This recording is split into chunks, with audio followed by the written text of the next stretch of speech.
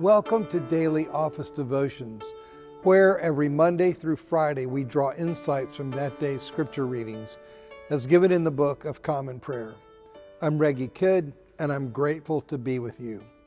This Tuesday in the season after Pentecost, our readings come from Proper 18 of Year 1 in the Daily Office Lectionary.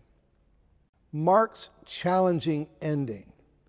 Whether by the providence of a longer ending having been lost, as some theorize, or by Mark's own design, the best ending of Mark's gospel is Mark chapter 16, verses 1 through 8.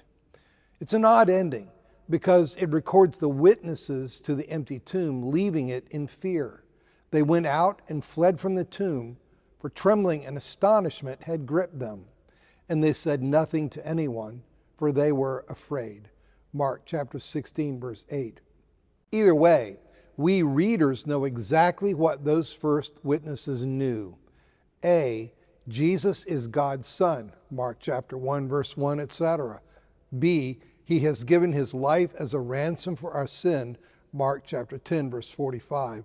C, we have been told He is risen from the dead and has told us to meet Him in Galilee, Mark chapter 16, verses 6 and 7. And D, He has told us our life is now to consist of both suffering for and testifying to God's kingdom.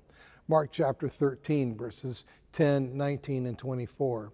The question the empty grave poses for Mark's original readers and for us is whether we will answer its call to meet the risen Christ in our own Galilee. Even if we are seized by the same terror and amazement that struck the first witnesses to the empty tomb, we, just as they, can expect Jesus to offer us our share in His cross and in the venture of taking His message to the world. Paul on living and dying. Imprisoned in Rome for testifying to Jesus, Paul provides a profound perspective on sharing Christ's cross while taking His message to the world. Paul's attitude is wondrous. He knows that his presence in a Roman prison has become a great conversation starter all over the city. Some Christians, out of love for him, share the good news of Christ eagerly. Other Christians, out of spite for him, do the same thing, but hoping to make his situation worse. Paul only cares that people are hearing about Christ, whether it improves his prospects of liberation from jail or not. One of his more memorable or axiomatic statements is this: "For me, to live is Christ, and to die is gain." Philippians chapter 1, verse 21 in the New American Standard Bible.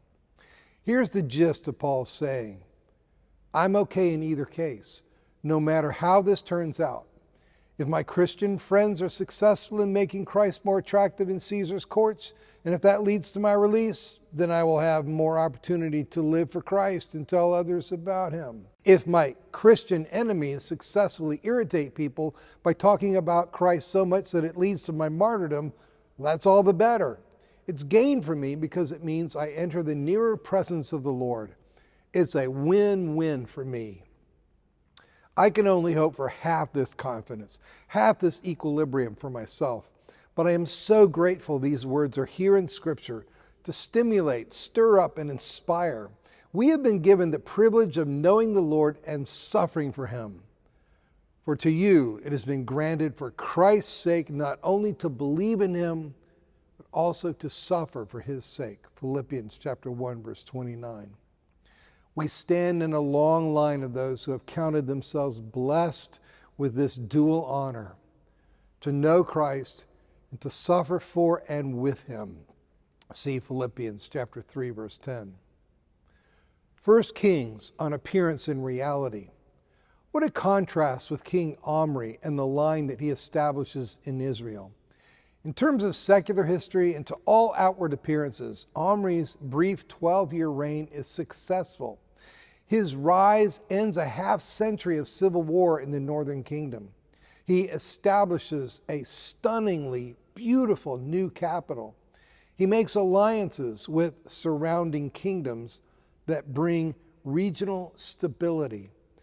and he establishes a royal line that oversees prosperity and relative peace. But it is corrupt to the core, at least by biblical standards. Jezebel, the wife he secures for his son and successor Ahab, is a zealous and evangelizing devotee of Baal and Asherah. She will lead Israel further into idolatry. And the Bible's verdict on Ahab's 22-year reign is that he did evil in the sight of the Lord more than all who were before him. 1 Kings chapter 16, verse 30. This verdict comes despite Ahab's reign being, according to archaeological evidence, the most prosperous and powerful years of Israel's existence as a kingdom separate from Judah. Scripture's perspective is utterly amazing and radically challenging. Omri and Ahab, who thrive on their thrones, Scripture deems failures, while Paul, who writes from prison, Scripture considers a success.